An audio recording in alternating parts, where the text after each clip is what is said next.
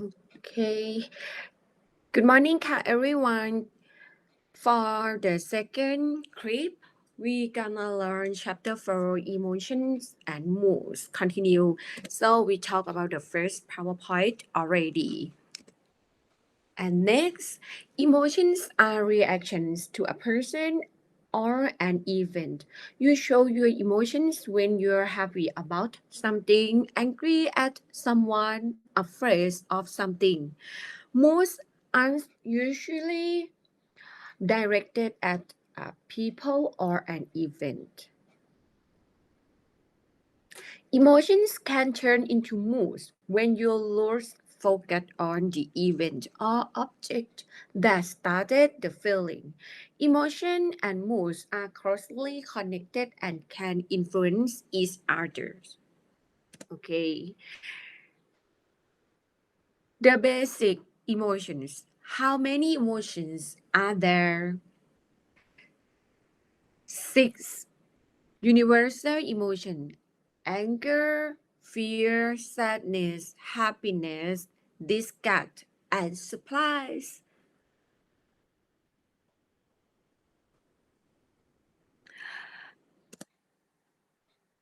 Okay, the basic moods, positive and negative effect. Um, about the basic emotions, um, about this, number of researchers have tried to limit them to a fundamental set. Other scholars agree that it makes no sense to think in terms of basic emotions because even emotions we rarely experience, such as shock, can have a powerful effect on us. Physiologists have tried to identify basic emotions by studying how we express them. Facial expressions have proved difficult to interpret. One problem is that some emotions are too complex to be easily represented on our faces. Second, a recent study suggested that people do not interpret emotions from vocalizations such as sighs or schemes the same way across cultures. Why?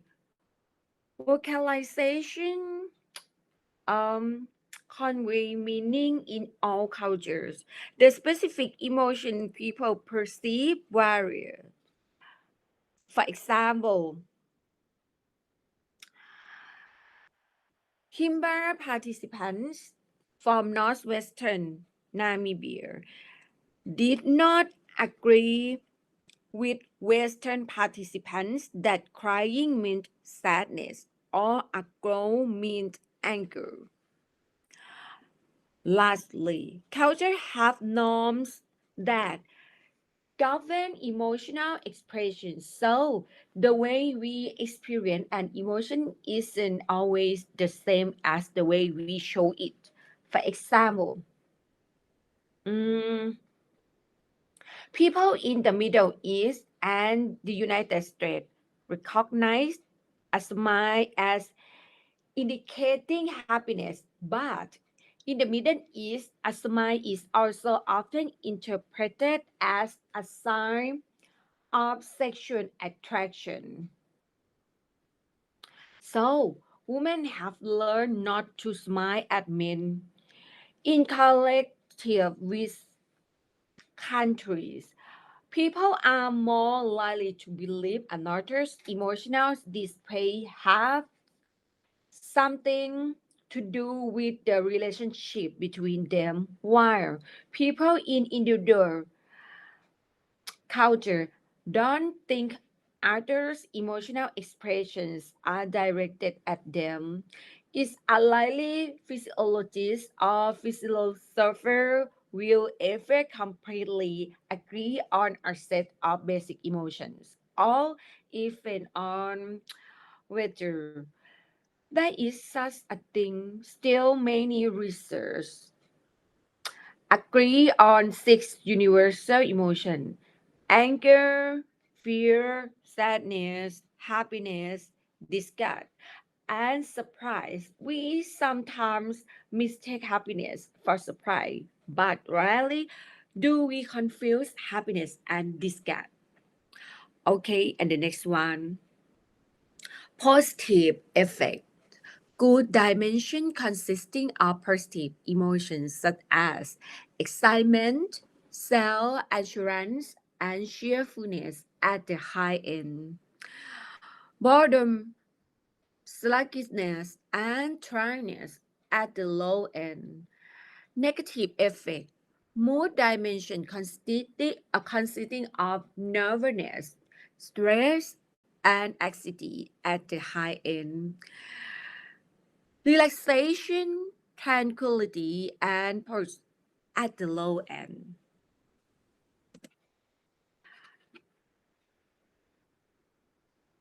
Next, the function of emotions.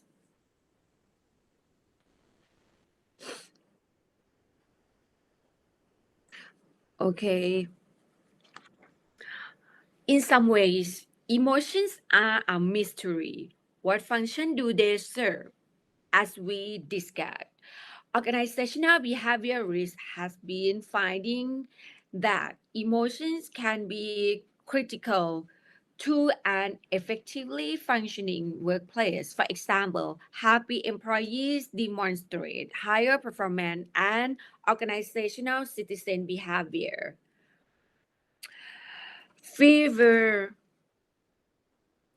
and less turnover, particularly when they feel supported by their organizations in their effort to do well in their job. Gratefulness and have been shown to positively predict organizational citizenship behavior, which in turn increases trust and emotional expressions of concern.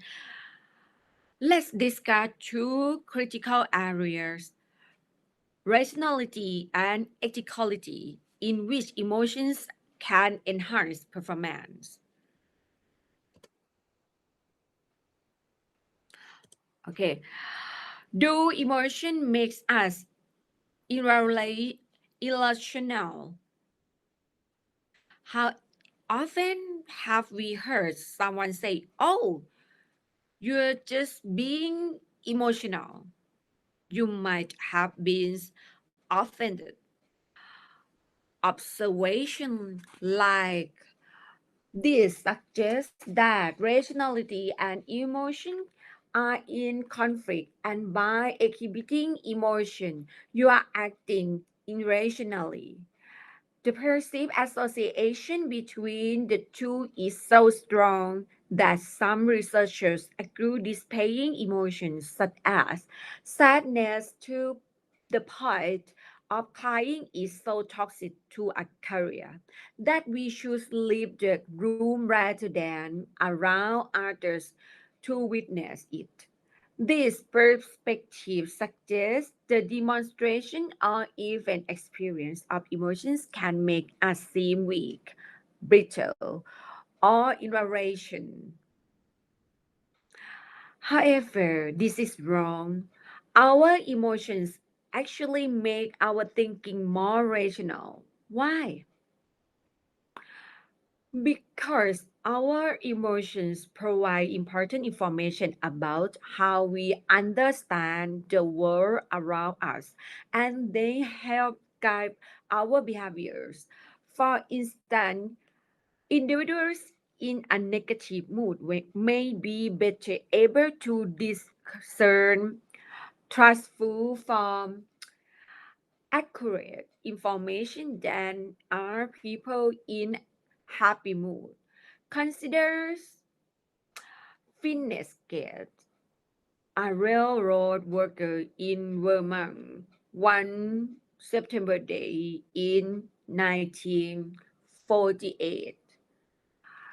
A 3 foot 7 inch iron bar propelled by an explosive change fell into his lower left jaw, and although the top of his skull remarkably Gage survived.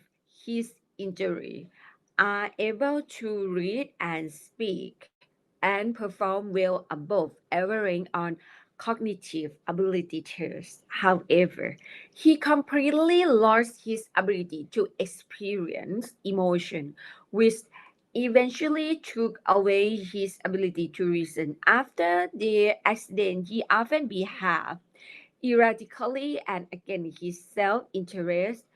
He drifted from job to job, eventually joining a circus.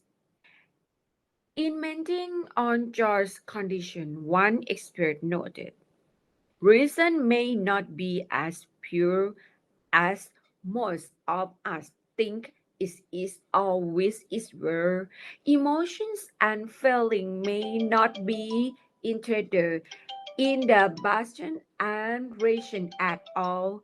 They may be immersed in its network for worse and for better.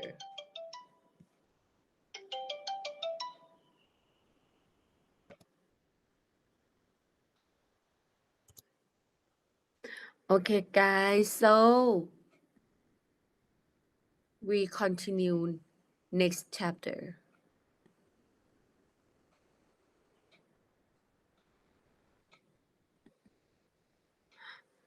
Mm.